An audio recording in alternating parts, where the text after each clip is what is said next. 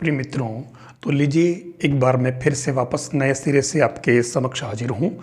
तो देखिए लगातार जो आपके थर्ड ग्रेड यानी कि रीट मेंस विज्ञान और गणित के जो सिलेबस के अंतर्गत जो क्वेश्चन आने वाले हैं और उस कंटेंट के संदर्भ में लगातार जो कमेंट भी आ रहे थे कि सर कंटेंट के साथ साथ में ऑब्जेक्टिव टाइप क्वेश्चंस भी कराए जाएं। तो मैंने अब ऑब्जेक्टिव टाइप क्वेश्चंस और उससे जुड़ी थ्योरी साथ में ही लेने का मतलब जो डिसीजन किया है, ताकि आपको, क्योंकि मैक्सिमम स्टूडेंट्स थ्योरी जानते हैं, बस उस पर क्वेश्चन कैसे बनते हैं और क्वेश्चन कैसे सॉल्व किए जाए कम टाइम में, वो थोड़ा ज़रूरी होता है। तो अब मैं वही सिस्टम लेकर के आया हूँ आपके सामने, बिल्कुल अच्छे से क्वेश्चन लेकर के आया हूँ मैं। और अब कंटिन्यू ये क्वेश्चंस की सीरीज ही चलेगी और इसके अंदर मैंने सारे ऑब्जेक्टिव टाइप क्वेश्चन पे प्रिपेयर किए हैं जो एग्ज़ाम की दृष्टि से काफ़ी इंपॉर्टेंस रखते हैं। ये क्वेश्चन मेन तो आपके रीट मेंस के लिए है, थर्ड ग्रेड टीचर्स के लिए जो मैथमेटिक्स का एग्ज़ाम देने जा रहे हैं उनके लिए, और जो सीईटी का एग्ज़ाम देने जा रहे हैं सीईटी वालों के लिए भी ये काफ़ी इंपॉर्टेंस रखते हैं। तो लीजिए हम स्टार्ट करते हैं सबसे पहले इसके अंदर जो ऑब्जेक्टिव टाइप क्वेश्चन से उनकी थ्योरी और उनके क्वेश्चंस। मैंने अलग अलग सारे लगभग मैक्सिमम टॉपिक्स को इसके अंदर शामिल करने की कोशिश की है, कोई पर्टिकुलर टॉपिक नहीं लिया इसके अंदर। देखिए पहला क्वेश्चन कह रहा है कि यदि a अनुपात b बराबर 2/9 अनुपात 1/3, b अनुपात c बराबर 2/7 अनुपात 5/14, c अनुपात d बराबर 3/5 अनुपात 7/10 हो, तो a अनुपात b अनुपात c अनुपात d क्या होगी। चार आपके पास में चार ऑप्शन दे रखे हैं और देखिए इसने चार चीज़ें दे दी है। तो आप सबसे पहले क्या करेंगे, आप इसके अंदर a अनुपात b को आप सिंपल फॉर्म कर लें तो ये क्या हो जाएगा, देखिए इसको 3 से या 9 से कर लें तो ये हो जाएगा 2:3 हो जाएगा। ठीक है, फिर आप इसके अंदर b और c को ले लें तो ये आपके b:c क्या हो जाएगा, 14 से कर लें तो ये 4 अनुपात और ये हो जाएगा 5। और ऐसे ही c अनुपात d की बात करें तो ये 10 से करें तो ये हो जाएगा 3 दूनी 6 अनुपात 7। ठीक है, ये आपके पास आ गया। अब इसका जो सिस्टम है वो क्या है, आपको पता होगा a अनुपात b और b अनुपात c और c अनुपात d। ठीक है, ये एक सिस्टम है इसका, ऐसे इसको लिखा जाता है। तो a अनुपात b आपके कितना है, देख लीजिए 2 अनुपात 3, b अनुपात c आपके पास में है 4 अनुपात 5 और c अनुपात d आपके पास में क्या है 6 अनुपात 7। ये इसका सिस्टम होता है लिखने का।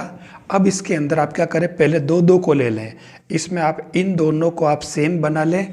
तो इन दोनों को सेम बनाते ही आपके मतलब क्या बन जाएगा, देखो ये a अनुपात b और b अनुपात c। तो ये दोनों जब आप सेम बनाएंगे तो इसको आप किससे 4 से गुना करेंगे और इसको 3 से करेंगे। तो इसको 4 से किया तो ये 4 दूने 8 और ये 12 और 12 अनुपात इसको 3 से किया तो ये 15। मतलब आपके पास में एक तरह से a अनुपात b अनुपात c क्या आ गया 8, 12, 15। ठीक है, अब आपके पास में a अनुपात b अनुपात c और c अनुपात d। तो ये तो आपके पास में है, देखिए 8, 12 और 15। ठीक है ना। तो उस और c अनुपात d की बात करें तो c अनुपात d आपके पास में क्या है 6।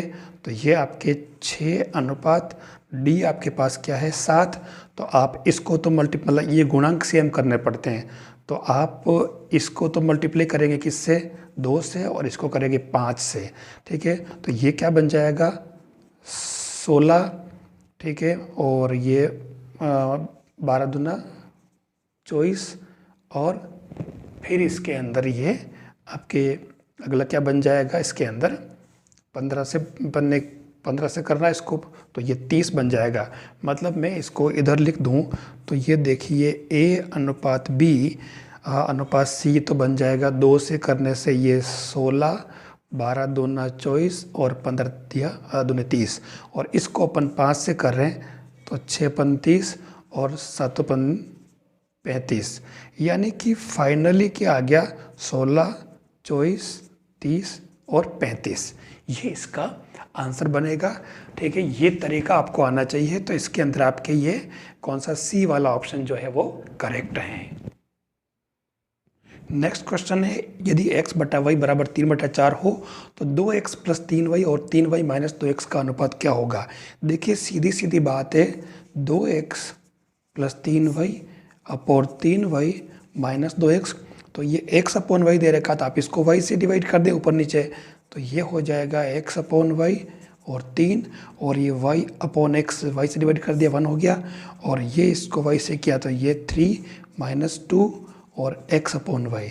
बस अब इसके अंदर आप 2 इंटू एक्स अपॉन वाई रख दें आप 3.4 और प्लस 3, और नीचे हो जाएगा 3 minus 2 into X upon Y, आपके पास में 3.4।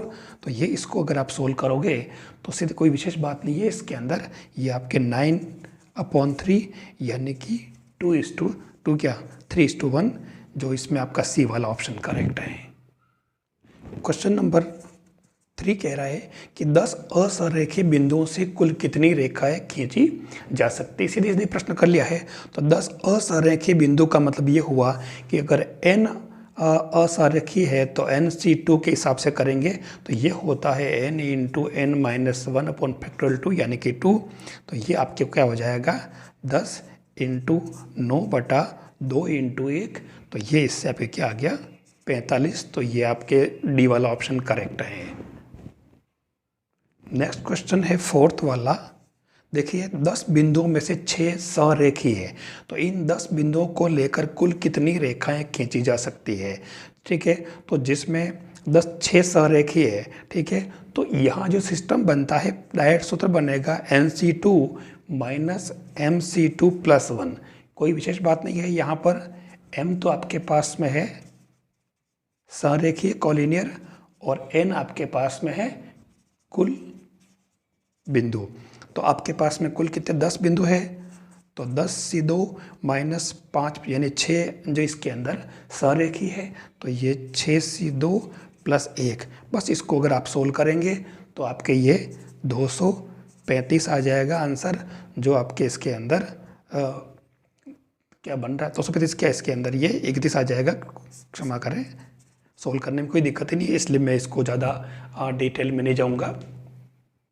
अगला क्वेश्चन देखिए 5वां वाला, त्रिभुज ABC में यदि कोण A बराबर 55 डिग्री हो तो कोण B और C पर बने बाह्य कोणों का योग क्या है। देखिए क्वेश्चन को कितना इतने घुमा दिया है। तो ये आपके 5th वाला क्वेश्चन है। समझने वाली बात है, ये आपके एक त्रिभुज है, ठीक है, और इसके अंदर A B और C, इसने कहा B और C पर बने बाह्य कोणों का योग पूछा है। ठीक है, तो ये B और यहाँ कह रहा है कि कोण A आपके पास में कितना है 55 डिग्री। ये क्वेश्चन पहले मैं वीडियो में ले चुका हूँ, आपने पढ़ा होगा। तो इसके अंदर अगर अपन ये वाला x मान ले तो ये क्या हो जाएगा 180 माइनस x, और उस केस में ये अगर x है तो इन दोनों का योग जो होता है बाह्य कोण होता है, आपको पता होगा अंतःकोणों का योग बहिष्कोण के बराबर होता है। अब इसने दोनों बहिष्कोणों का योग पूछा है, तो योग क्या हो जाएगा 180 minus x plus x plus 55 बराबर क्या आ जाएगा x कैंसल ही है, और ये इसके अंदर आपके 235 डिग्री इसके अंदर आ रहा है। डी वाला ऑप्शन इसके अंदर करेक्ट है। क्वेश्चन 6 कह रहा है कि त्रिभुज ABC में कोण ACB 35 डिग्री, AC बराबर 2AB और भुजा BC पर D ऐसा बिंदु है जिसमें BD बराबर 4 सेमी, DC बराबर 8 सेमी और कोण ADB 60 डिग्री हो तो कोण BAC का मान क्या है। देखिए क्वेश्चन बिल्कुल अलग तरह का है और ये समरूपता से संबंधित क्वेश्चन है। ये जो कह रहा है ये आपके एक त्रिभुज है, इसको अपन नाम डाल देते हैं जो दे रखा है इसके हिसाब से ABC, और इसके अंदर कह रहा है कि BC पर D ऐसा बिंदु है। ठीक है, ये आपके सपोज D ऐसा बिंदु है, और इसने कह दिया कि एक तो कोण ACB 35 डिग्री है, ACB यानी कि ये वाला आपके कितना है 35 डिग्री, और ADB 60 डिग्री, ADB ये वाला आपके कितना है 60 डिग्री। ठीक है, अब अपन एक काम करते हैं, इसने पूछा कि BAC ये पूरा पूछा है, तो हम एक काम करते हैं, सुविधा के लिए ये x ले लेते हैं और ये y ले लेते हैं। ऐसा क्यों माना? क्योंकि इसके अंदर ये 60 है, तो आपको मालूम है कि ये कितना हो जाएगा 120, और इससे आपके x का जो मान आएगा वो कितना आ जाएगा? आपको मालूम है कि x प्लस 120 प्लस 35 180, तो ये आपके x बराबर कितना आ जाएगा? इसके अंदर 25 डिग्री। ठीक है, x आपके पास आ चुका है। अब हमें y का पता करना है। अब इसके अंदर जो कॉन्सेप्ट दे रखे हैं, देखिए AC और 2AB, तो ध्यान से अगर देखें अगर आप, ठीक है, तो ये इसके अंदर AB अपॉन AC क्या दे रखा है? 1/2। और अगर ध्यान से देखें तो ये जो AC अपॉन AB जो है, ध्यान देना, मतलब एक तरह से मैंने ये ऐसा कर दिया तो फर्क नहीं पड़ेगा, तो ये इसमें 1/2 हो जाएगा। ठीक है, तो उस केस में सेम ऐसे ही आप ध्यान से देखें कि ये आपके DC अपॉन BD ये कितना हो रहा? 8/4, यानी कि ये भी 2। मतलब आप देख रहे हो कि AB अपॉन AC बराबर DC अपॉन BD। जब कभी ये बटा ये बराबर ये जो है आपके DC ये बटा ये इस तरीके से अगर आता है, ये बराबर आ जाए, तो उस केस में ये AD इसको बाइसेक्ट करता है। मतलब आपके कोण X और कोण Y दोनों बराबर होंगे, तो आपके ये दोनों मिला करके कितने हो गए? X प्लस Y बराबर 50 डिग्री बन जाएगा। दोनों सेम आ गए, तो इसलिए तो ये आपका डी वाला ऑप्शन इसके अंदर करेक्ट है। ये एक बहुत ही इंपॉर्टेंट ध्यान रखना, भले ही इसको ऐसा समझें कि ये बटा ये बराबर ये बटा ये, ठीक है, मतलब इस तरीके से जब कभी बने तो ध्यान रखना आपके ये बीच वाला जो है साइड AD है वो इसको बाइसेक्ट करती है। 7th क्वेश्चन कह रहा, दो समरूप त्रिभुज की संगत माध्यिकाएं क्रमशः 12 सेमी और 15 सेमी है, और प्रथम त्रिभुज का क्षेत्रफल 288 सेमी स्क्वायर है, तो सेकंड का क्या होगा? चारों ऑप्शन आपके पास दे रखे हैं। देखिए ऐसे क्वेश्चन में मेरे हिसाब से कोई दिक्कत नहीं है। जो मैंने इसके सिस्टम बता रखे हैं आपको कि त्रिभुज का क्षेत्रफल, जब दो त्रिभुज आपके पास इस तरीके से दे रखे होते हैं, जैसे मान लो त्रिभुज ABC और ये PQR, तो आपको ये पता होगा कि इसका सिस्टम क्या बताया मैंने, area of A1 area upon A2 equal to आपके AB स्क्वायर अपॉन ये स्क्वायर बटा ये स्क्वायर, या फिर BC स्क्वायर बटा QR स्क्वायर, और या फिर AC square upon PR square होता है। ये अपन ने पढ़ा, अनुपात बराबर होता है समरूप त्रिभुजों के अंदर। साथ ही लंब का भी स्क्वायर ले सकते हैं, तो ऐसे ही इसके माध्यिकाओं के लिए भी ये लागू होता है। तो M1 square upon M2 square लग जाएगा ये A1 अपॉन A2। अब आपके पास में प्रथम का दे रखा है कितना 288, और सेकंड का निकाला है, और उधर आपके दोनों माध्यिकाएं दे रखी है 12/15 स्क्वायर, ये भी स्क्वायर। तो आपके A2 जो है इसके अंदर, बस अब तो कोई दिक्कत नहीं है, आराम से कर सकते हो आप, 450 इसका आंसर आ जाएगा, जो आपके इसके अंदर बी वाले ऑप्शन में दे रखा है। फिर क्वेश्चन नंबर 8, देखिए क्वेश्चन नंबर 8 काफ़ी इम्पोर्टेंट है, आपको ये पता होना चाहिए इस क्वेश्चन का सिस्टम क्या है। एक समबाहु त्रिभुज की भुजा A हो तो इसके अंतर्वृत्त और परिवृत्त की त्रिज्याएं क्रमशः क्या होगी? क्वेश्चन 8, देखिए एक त्रिभुज ये, ठीक है, और समबाहु है, और अंतर्वृत्त का मतलब हो गया ये, इसकी त्रिज्या आपको ये वाली, और दूसरा त्रिभुज आपके ये है, इसके परिवृत्त की त्रिज्या ये, ठीक है, तो ये वाले त्रिज्या, इन दोनों के बारे में पूछ रहा है। तो इसके अंदर आपको पता होना चाहिए अंतर्वृत्त की त्रिज्या A/√2 होती है, ध्यान रखना इसकी A/√2, सॉरी इसने क्या पूछा पहले, हाँ ठीक है बिल्कुल राइट है, √2 क्या √3, और ये होती है A/2√3।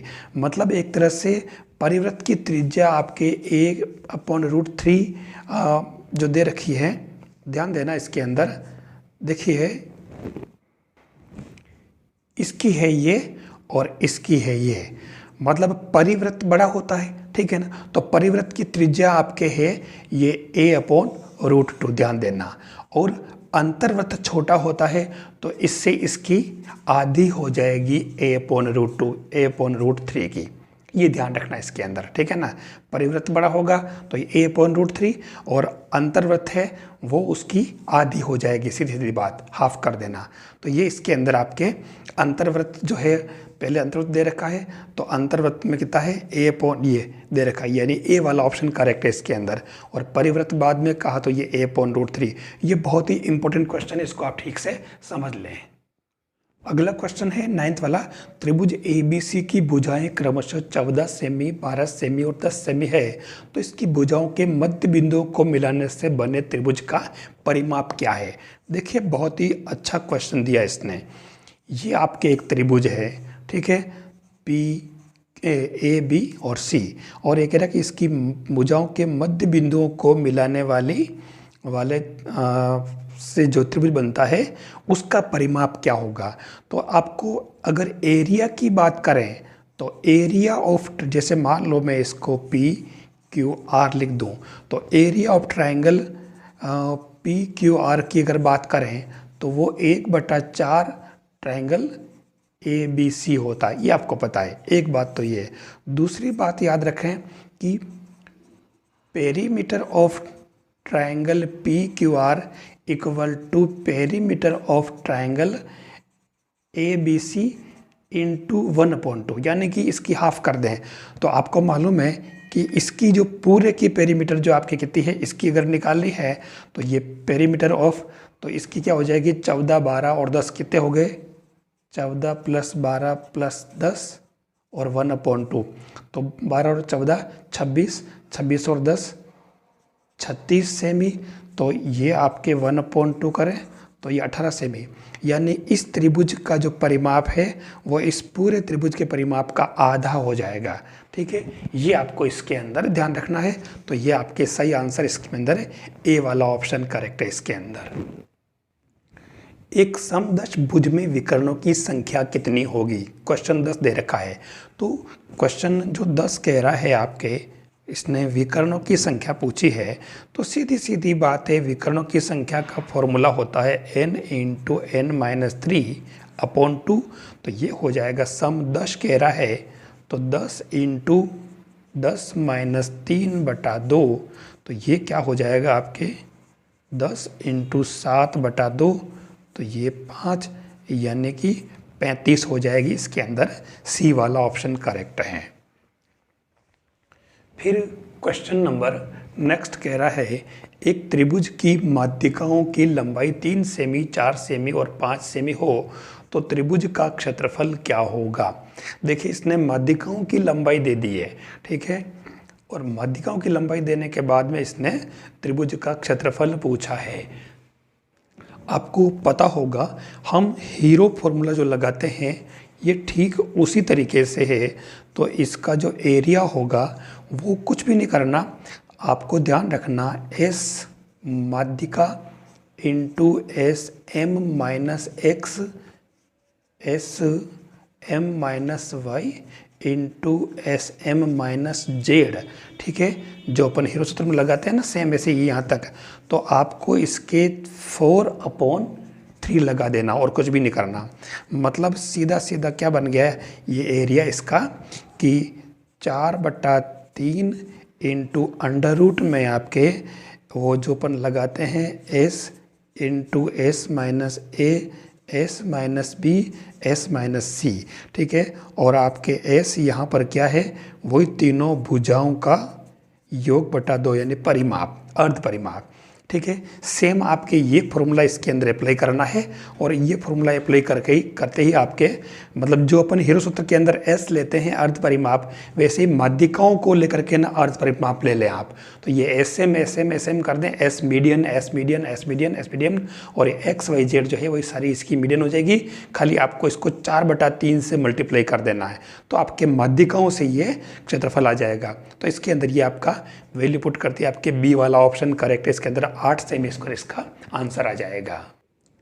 क्वेश्चन 12, देखिए एक क्वेश्चन मैंने बहुत ही टेक्निकल लिया है। किसी त्रिभुज की भुजाएं क्रमशः 6 सेमी, 8 सेमी और 10 सेमी हो तो इसके अंतर्वृत्त की त्रिज्या क्या होगी। त्रिभुज इसने कहा है कि ये जो है आपके, और इसके अंतर्वृत्त की त्रिज्या पूछ रहा है इसकी, ठीक है, जो अपन जानते हैं ए होती है, लेकिन यहाँ इसने भुजाएं दे दी है, ठीक है। तो ऐसे केस में आपको पता होना चाहिए कि किसी त्रिभुज के अंतःवृत्त की त्रिज्या, ये क्या होता है, एरिया ऑफ ट्रायंगल अपॉन उसका अर्ध परिमाप, ठीक है ना। ये इसके अंदर आपको ध्यान में रखना होगा। तो बस इसके अंदर ये अर्ध परिमाप, तो आप इसके अंदर मान रख लें। एरिया अगर निकालेंगे 6, 8, 10 सेमी है, तो देखिए मैंने जानबूझ के इसके अंदर पाइथागोरियन ट्रिपलेट दिया है, तो आपके क्लियर दिख रहा है ये समकोण त्रिभुज ही है, 1/2 इंटू आधार इंटू ऊंचाई, तो ये कितना आ गया आपके 24 सेमी स्क्वायर, तो ये 24/12 हो जाएगा। इसके अंदर अर्ध परिमाप इसका 6, 8, 14, 10, 24, 24 के आधे 12, ठीक है इसका मान, तो ये 2 सेमी इसका आंसर आ जाएगा, ठीक है। ये सी वाला ऑप्शन इसके अंदर करेक्ट है। अगला क्वेश्चन दे रखा है 13वां, ये कह रहा है कि त्रिभुज की भुजाएं 7, 24 और 25 सेमी हो, तो इसके परिवृत्त की त्रिज्या क्या होगी। परिवृत्त का मतलब इसने जो कहा है कि ये वाला आपको वृत्त है, इसका निकालना है, और इसके लिए जो फॉर्मूला होता है मैं बता दूं कि परिवृत्त की त्रिज्या वो होती है भुजाओं का गुणनफल तीनों बटा 4 इंटू एरिया ऑफ ट्रायंगल। बस कुछ नहीं, एरिया ऑफ ट्रायंगल ये भी आपके पाइथागोरियन ट्रिपलेट ही है, तो कोई दिक्कत ही नहीं, आप आराम से इसमें से कर सकते हो। 7 इंटू 24 इंटू 25 और 4 इंटू इसका एरिया जो होगा 1/2 आधार इंटू ऊंचाई, तो ये 7 इंटू 12 हो जाएगा। तो ये इसको हल करते आपकी ये 25/2 सेमी स्क्वायर यानी कि 12.5 सेमी इसके अंदर त्रिज्या आ जाएगी। तो ये आपके इसके अंदर सही आंसर आ रहा है। कुछ चीज़ें नहीं है जो आपको ध्यान में रखनी होगी। नेक्स्ट क्वेश्चन जो कह रहा है 14 वाला, वो कह रहा है कि एक अर्धवृत्ताकार पथ की परिधि 36 मीटर है, तो इस अर्धवृत्ताकार पथ का क्षेत्रफल क्या होगा। तो वो तो आपको सीधा पता है, अर्धवृत्ताकार की परिधि दे रखी है, तो परिधि 2πr की जगह πr, और ये व्यास आपको मालूम है कि ये अर्धवृत्ताकार होता है, तो ये तो आपके हो जाएगा 2πr की जगह πr, और ये आपके हो जाएगा 2r। तो इसकी वैल्यू आपके पास दे रखी है कितनी, 36, तो इससे आपके r जो आएगा वो 7 सेमी आ जाएगा, ठीक है। और इससे आपके इसका जो एरिया निकालना है तो वो πr², तो इसके अंदर वैल्यू पुट करते ही आपके कितना आ जाएगा 77 सेमी स्क्वायर या मीटर स्क्वायर जो भी हो। तो ये इसके अंदर आपके डी वाला ऑप्शन करेक्ट है। अगला क्वेश्चन कह रहा है 15वां, वृत्त के एक चतुर्थांश, चतुर्थांश का मतलब जैसे ये आपका वृत्त हो गया और ये इसका चतुर्थांश के आकार की कागज की शीट का परिमाप 75 सेंटीमीटर है। अब परिमाप का मतलब क्या हुआ कि ये तो हो गया त्रिज्या r, ये हो जाएगा r और ये हो जाएगा आपके l। तो परिमाप दे रखा है, इसका मतलब क्या हुआ, देखिए r प्लस परिधि का 1/4 हिस्सा एक तरह से, तो ये आपके 2πr/4 हो जाएगा। ये दे रखा आपके 75, और इससे आपके जो r की वैल्यू आएगी, मैं पूरा सोल्व नहीं करूँगा, ये आपके पास 21 सेमी आ जाएगी। और उसके बाद में इसका एरिया पूछा है इसने, तो एरिया हो जाएगा 1/4 हिस्सा है, तो 1/4 πr², तो ये आपके आ जाएगा 346.5 सेमी स्क्वायर। जो बेसिक चीज़ें हैं वो आपको पता होनी चाहिए। देखिए नेक्स्ट वाला बहुत ही अच्छा क्वेश्चन है, क्वेश्चन नंबर 16, ठीक है। 2 metre into 1.5 metre into 1 metre नाप के पानी के टैंक को एक नल द्वारा 20 लीटर प्रति मिनट की, है ना, 20 लीटर पर मिनट कहा है कि गति से बढ़ने में लगा समय कितना है। 4 ऑप्शन आपके पास दे रखे हैं। हम सबसे पहले इसका वॉल्यूम निकाल लेते हैं। वॉल्यूम क्या हो जाएगा, 2 इंटू 1.5 इंटू 1, तो ये कितना आ जाएगा 3 मीटर क्यूब। अब ये आपको एक बात पता होनी चाहिए कि 1 मीटर क्यूब बराबर होता है 1 लीटर, ये याद रहना चाहिए।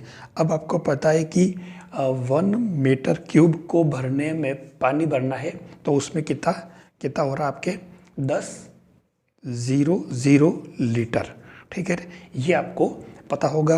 तो 1 मीटर, तो इस केस में आपके 3 मीटर क्यूब में कितना हो जाएगा, 300 लीटर।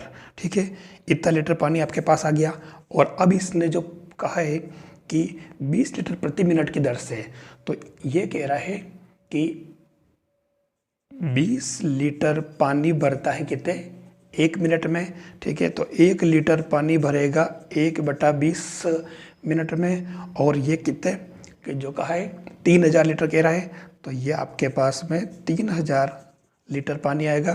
तो डायरेक्ट इसको 3000 से गुणा कर लेंगे। तो ऐसा करने से ये आपके आएगा 150 मिनट, यानी कि 2 घंटे 30 मिनट। ये इसका आंसर हो जाएगा आपके पास में। तो ये इसमें दे रखा है 2 घंटे 30 मिनट, इसमें सी वाला ऑप्शन इसके अंदर करेक्ट है। क्वेश्चन 17 कह रहा है एक घन और उस पर पूर्णतः फिट हो जाने वाले गोले के आयतनों का अनुपात क्या है। अनुपात दे रखा है। ठीक है, घन, तो अपन काम करते हैं, इसके अंदर जो घन है उसकी भुजा अपन x मान लेते हैं। तो इससे आपके इसका वॉल्यूम क्या हो जाएगा, x³ मीटर क्यूब। ठीक है, अब इसने गोले की बात करें तो गोले का जो व्यास होगा, है ना, गोला कह रहा है ना, तो मैं चलो लिख देता हूँ गोले का व्यास। और वो क्या हो जाएगा आपके, गोले का व्यास जो है वो आपके एक तरह से 2r बराबर x, तो ये r बराबर हो जाएगा x/2। ठीक है, तो अब गोले का वॉल्यूम क्या हो जाएगा v2, तो v2 क्या हो जाएगा 4/3 पाई r³ यानी x/2 होल क्यूब। सीधी सी बात। बस अब आपको इसका v1, और इसने पूछा कि होने वाले गोले के आयतनों का, मतलब पहले घन बटा गोला, तो सीधी सी बात है कि आप इसके अंदर आप v1 घन बटा गोला ले लें, तो ये आराम से आ रहा आपके इसमें 6:पाई इसका आंसर आ जाएगा, कोई विशेष बात नहीं। और बहुत ही अच्छा क्वेश्चन है।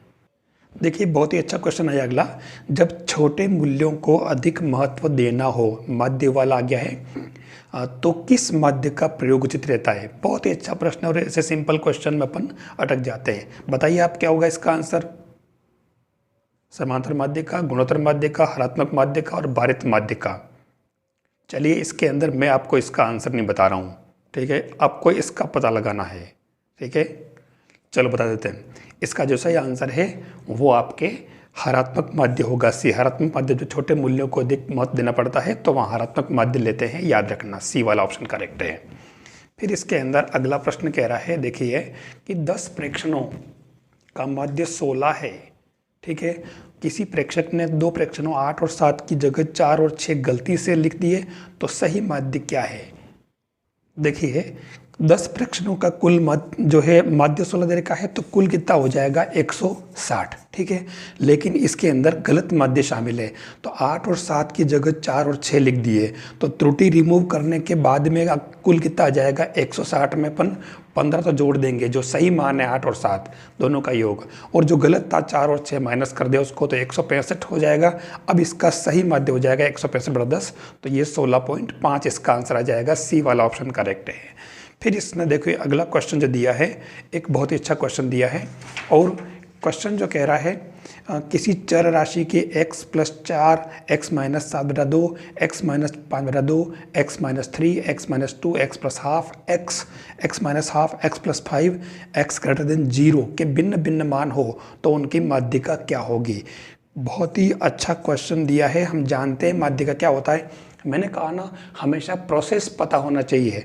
तो इसके लिए आपको क्या करना पड़ेगा, इसको पहले आरोही क्रम में लिखें। तो आरोही क्रम में क्या आएगा, सबसे पहले x - 7/2, फिर क्या आएगा x - 3, x - 2, फिर x - ½ फिर कॉमा x। ध्यान देना ये x फिक्स है, तो x में क्या जुड़ रहा है क्या घटाया जा रहा है, इससे अपन आरोही क्रम में लिख सकते हैं।